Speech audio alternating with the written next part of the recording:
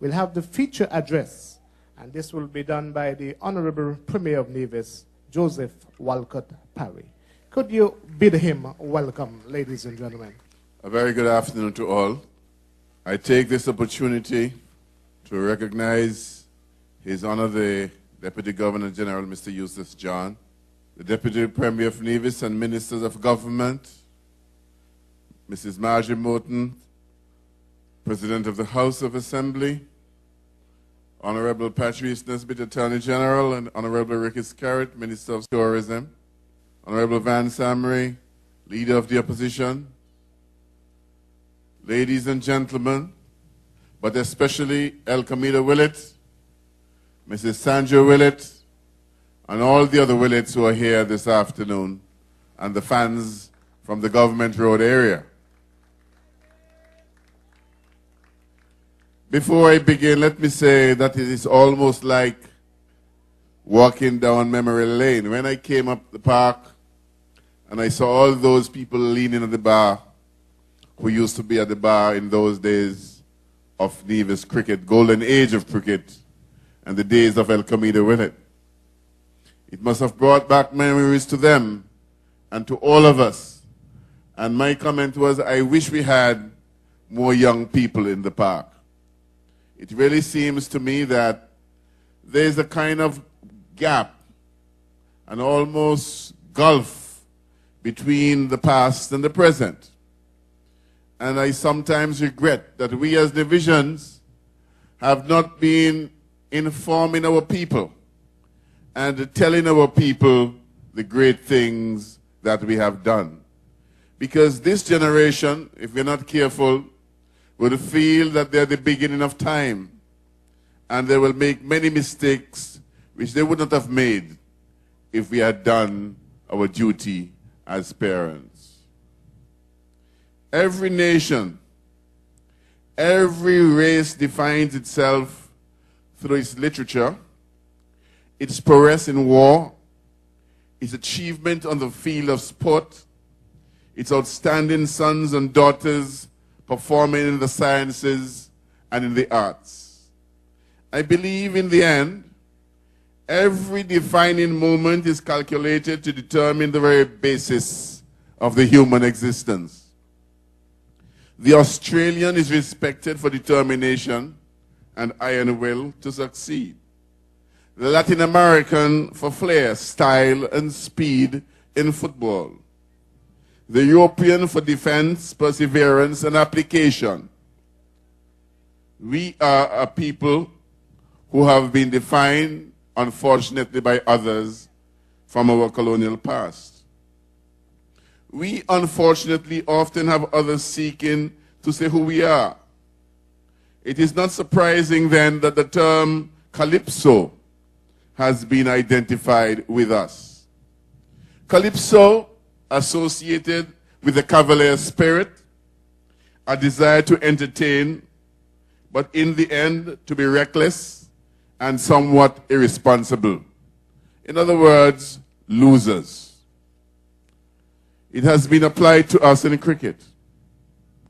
We have produced great individual cricketers, Larry Constantine, Roach, Valentine, Headley.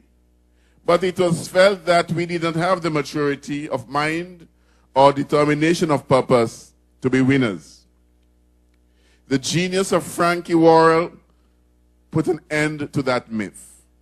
An elegant stroke maker, a slow medium pace bowler, he had the brain of a master, for he was able to match one of the best, Richie Benaud of Australia, and to humble the might of England in 1993, who had to bring 3 captains in the form of Dexter and Cowdrey.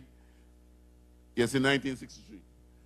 Yes, Dexter and Cowdrey and another gentleman, only to be beaten by the West Indies and by Frankie Worrell.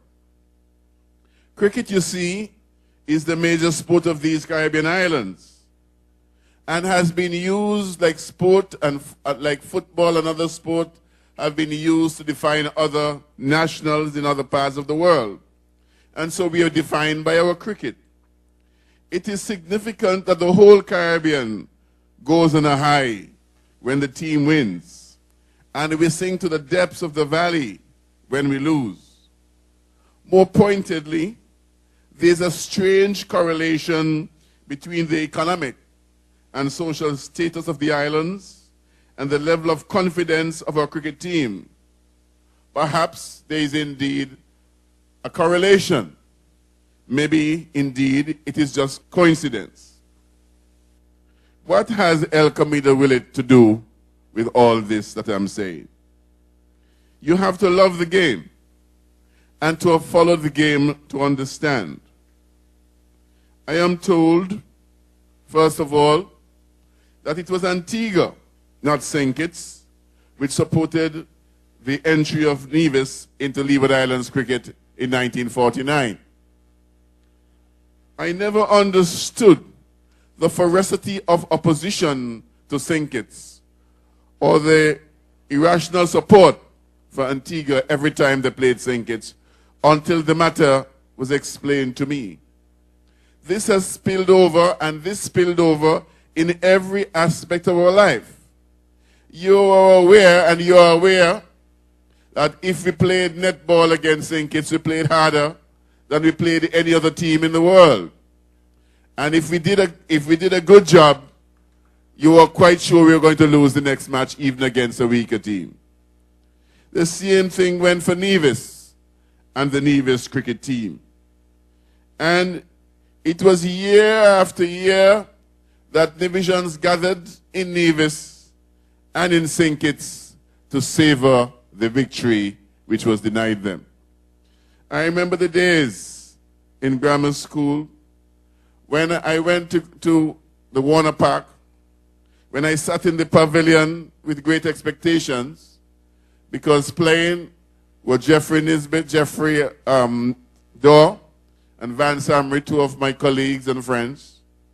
And when we were bowled out for next to nothing, I remember the shame and humiliation that I felt when I had to leave the pavilion and go down on the grounds for refuge. Yet, the first victory came in 1955.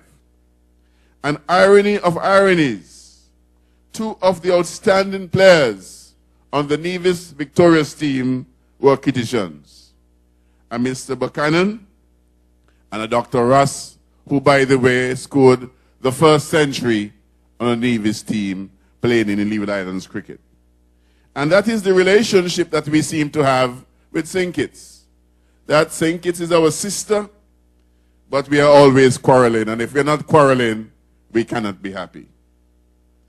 What a scene, though, it was for a 6-year-old in 1955. To see the riot of colors at Grove Park, the swarm of people dancing and enjoying themselves just from winning. Strangely, for that 6-year-old, the only person he remembers is a lady we call Nana. Jumping, a young girl at that time, jumping and shaking and moving and talking about Charlie Hobson.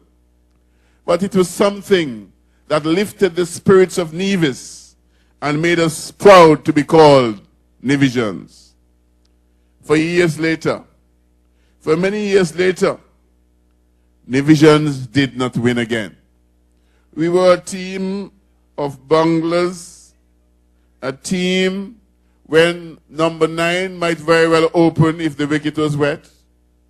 We were a team when men went to the wicket to bat when they should not be batting because nobody told them they should bat. It was a team of selfishness, division, and individualism. It certainly did not reflect the best in the Nevisian character. And therefore, we were humiliated often and regularly. It took a great captain. I believe one of the best captains in the Leeward Islands side to bring together a team that would win again. It took a man like Ed Atherton, a talker, a boaster, a farmer, and a leader to make sure that he put together a great team.